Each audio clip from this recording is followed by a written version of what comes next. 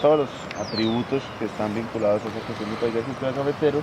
Sí. Y el proyecto fundamentalmente lo que hace es tratar de vincular esta zona a un proceso de interpretación del paisaje cultural cafetero. Y lo que le decía ahorita Carolina es, sería muy importante vincular también toda, digamos, la dimensión histórica de este paisaje. Nosotros entonces sabemos que es un paisaje que está vinculado al desarrollo del ferrocarril, pero queremos saber qué hay de ahí para atrás y también qué hay, digamos, en términos de la proyección de esto a nivel de su trayectoria histórica. Ligado inclusive al ferrocarril, en 1925 comienza ese proceso del ferrocarril. Pero entonces es una respuesta ya al auge cafetero, el ferrocarril. Sí. Que resulta que el ferrocarril fue la revolución para el cafetero. En ese momento todo era a lomo de mulas. Cuando llegó el ferrocarril conectó los centros de producción, las cabeceras de esos centros de producción con los puertos. Y por el caso de Buenaventura y también los puertos, ya hay un proceso más fluido para el proceso de la exportación del café, no solamente a nivel de récords de mula. Y ese hecho, aunque aquí desde 1911 ya habían lo que se llamaba despergaminadoras, que era el equivalente a las trilladoras, sí, generó también el auge de más trilladoras. En un momento dado, le estoy hablando ya de 1924, ligado también al proceso del ferrocarril, porque se estaban construyendo los rieles, más el asunto del café. Llegó un momento en donde en Santa Rosa, por ejemplo, no había ningún desempleado. El alcalde de su momento era Blas Arbeláez, le mandaba el gobernador de Caldas le preguntaba la lista de los desempleados y la respuesta era: no tenemos ningún desempleado. Mire usted que ese es un hecho histórico interesante donde se unía todo ese proceso económico del café con lo que estaba llegando, la mano de obra que estaba consumiendo la construcción del ferrocarril, que fue tanta la mano de obra que el campo empezó a quedarse sin quien atendiera las necesidades de la zona rural, porque estaban pagando mejor.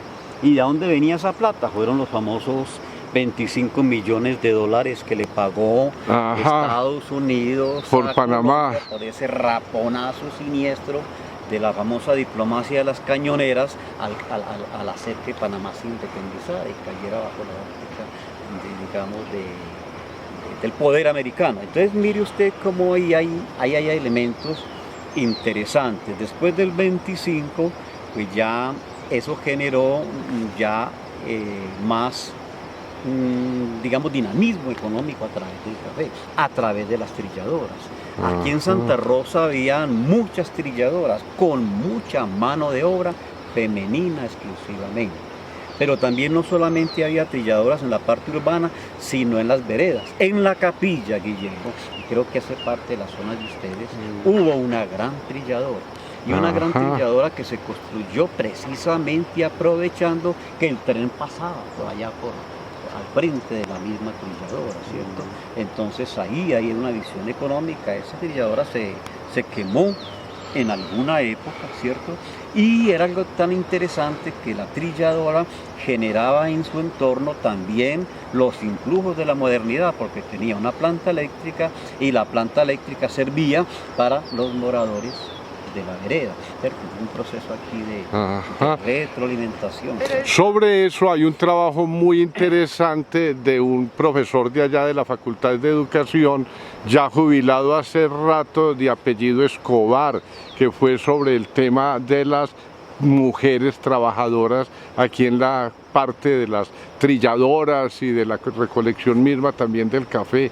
Yo no sé ese trabajo si lo publicaron finalmente o no, pero allá en la Facultad de Educación sí lo deben tener. Yo luego les doy bien el dato sobre Escobar. Hay procesos muy interesantes porque hablemos un poco después del 30. Aquí hubo una huelga, y una huelga una huelga en esa época de mujeres, ¿cierto? Era algo, diría yo no sé si exótico.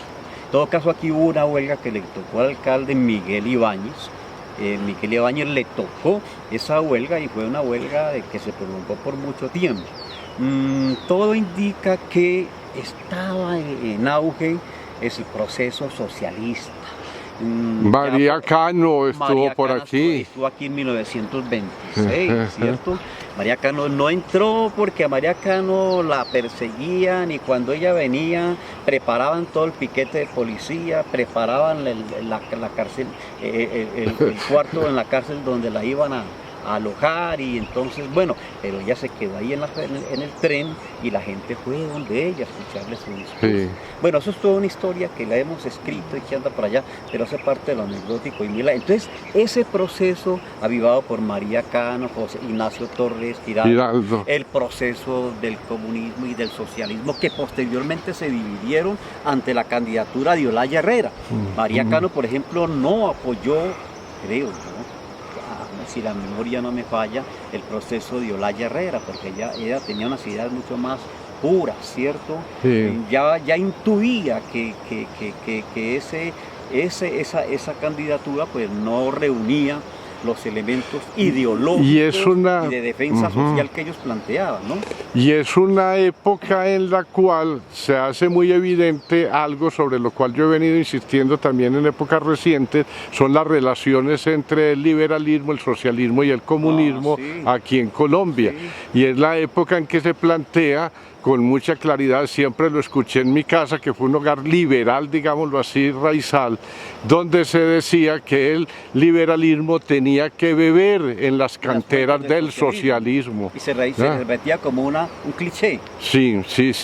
Pero, por ejemplo, María Cano a eso, y un sector muy, diría, yo no diría radical, muy comprometido con su ideología. En ese momento hubo un fraccionamiento como lo estamos viendo ahora. Correcto. Un proceso de carácter político. Los comunistas no han sido una unidad tampoco aquí en Colombia en ningún momento. Y ha habido una serie de cruces con las diferentes organizaciones políticas muy interesantes que no se ha develado del todo.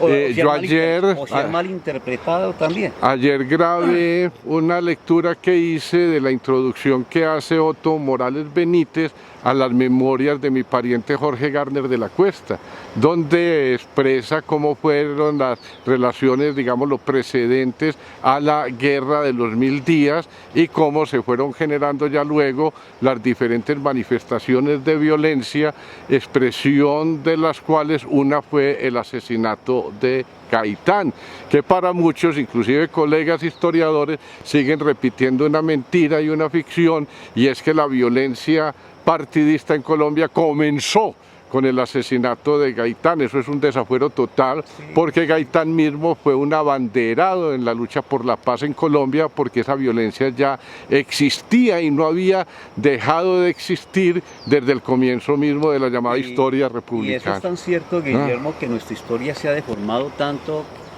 que se cree que se partió de allá. Pero hay una característica en las hegemonías de los partidos políticos nuestros. El partido político asumía una hegemonía y el partido rival no tenía ningún tipo de opción como forma de participar dentro del poder. Y ahí era donde estaba el Estado con todo su poder militar, ideológico y económico, y acorralaba. Después de 1930, si uno se pone a mirar los periódicos de la época, usted alcanza a ver procesos de violencia, y de violencia en donde el Estado estaba presente. Y de pronto teníamos una idea que era totalmente una violencia surgida desde arriba, desde las instancias estatales, para tratar de mantenerse en el poder como una actitud legítima, entre comillas, con un respaldo muy jodido que era el de la Santa Madre Iglesia. Habían excepciones, pero en términos generales, pues en la misma vida personal, digamos, cuando mi papá hace sus contactos con el general Sierra Ochoa, que estaba de gobernador en Caldas en un accidente de avioneta, precisamente para que lo trasladaran de la notaría de Santa Rosa a Calarcá, era por la persecución política que ya se veía contra la familia nuestra, ¿ya? De hecho, se presentaron intentos de asesinatos y demás de Carlos Alberto. Bueno, y lo mismo pasó en la década del 30 con la hegemonía, por ejemplo, liberal, donde el otro partido también se sintió acorralado. Entonces ha sido una constante de quien está en el poder, se va a apuntalar, ¿sí? Y quien no esté en el poder entra por todos los medios a socavar las bases de esa hegemonía como tal. Entonces ahí es donde se plantean esas formas de violencia donde básicamente están ilegados al poder del Estado. Así es. Jaime, yo le quería como unas preguntas relativas a acá. Puntual, sí. Sí. ¿Y por qué no me deja redondearlo en otro, el tren? Pues veamos, Sí, pues de pronto sí. le voy a servir. 1925 dinamizó procesos de carácter económico. Hubo una época donde el tren empezó a fracasar. Y muy temprano, en 1937, el tren comienza a perder usuarios. Y entonces comienza ya un proceso donde entra uno a darse cuenta que ya comienzan esas luchas de poderes de carácter económico. Entonces ya las carreteras iban avanzando, ya los transportadores pues ya tenían también sus mecanismos de competir con esa maravilla que fue el tren, que lo sigue siendo y que nos sigue encantando. Y el tren ya en esa época andaba con problemas, pero pasó una cosa extraña en la capilla. Usted que me habla de lo anecdótico, que también hacen parte de plantear, apareció una señora en la capilla con fama de milagrosa. Ella no sabía leer y no sabía escribir, y a ella la veían